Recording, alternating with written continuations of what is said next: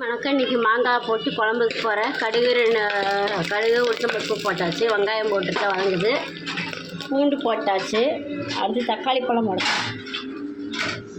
2 தக்காளி பழம் பழுத்து தான் நறுக்கணும்.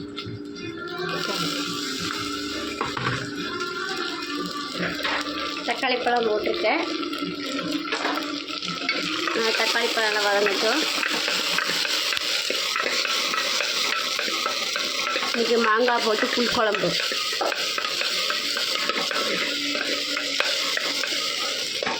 அதுக்கு மாங்காய் நறுக்கி வச்சுருக்கோம் பாருங்கள்.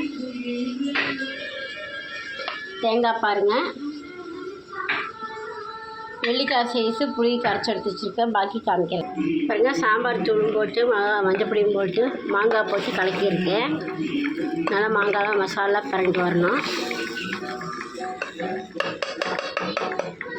அடுத்து புளி கரைச்சி விட போகிறேன், காட்டுறேன் பாருங்கள். புளியும் கரைச்சி விட்டேன்.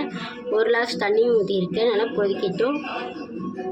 உப்பு போட்டிருக்கேன். பார்த்து உப்பு போட்டுக்கலாம். கொதிச்சுக்கப்புறம் காமிக்கிறேன். வெறுமனை தேங்காய் அரைச்சி அரைக்க போகிறேன். அரைச்சிட்டு தேங்காய் பால் விடலாம், எல்லாம் அரைச்சிட்டு அப்படியும் விடலாம். உங்களுக்கு எப்படி பிடிச்சிக்கோ அப்படி செஞ்சுக்கலாம். அது பாருங்கள். மாங்காய் வெந்தாச்சு. தேங்காய் பால் ஒரு தேங்காய் பால் எடுத்து வச்சுருக்கேன், விட்றேன் பாருங்கள். தேங்காய் பால் ஊற்ற நல்லா இருக்குது. கொதிக்கிட்டோம். இதில் கொஞ்சம் தேங்காய் பால் பாருங்கள். தேங்காய் பால் புழிஞ்சிருக்கேன். ஒன்று கொதிக்கிட்டோம்.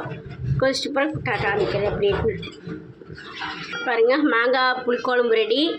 உங்களுக்கு வேணால் வெல்லம் போட்டுக்கலாம். இனிப்பு வேணாட்டி அப்படியே புளிப்போடு சாப்பிட்டுக்கலாம். லைக் பண்ணுங்கள், ஷேர் பண்ணுங்கள். இந்த வீடியோ பிடிச்சிருந்தா கமெண்ட் பண்ணுங்கள், கீழே மெசேஜ் பண்ணுங்கள்.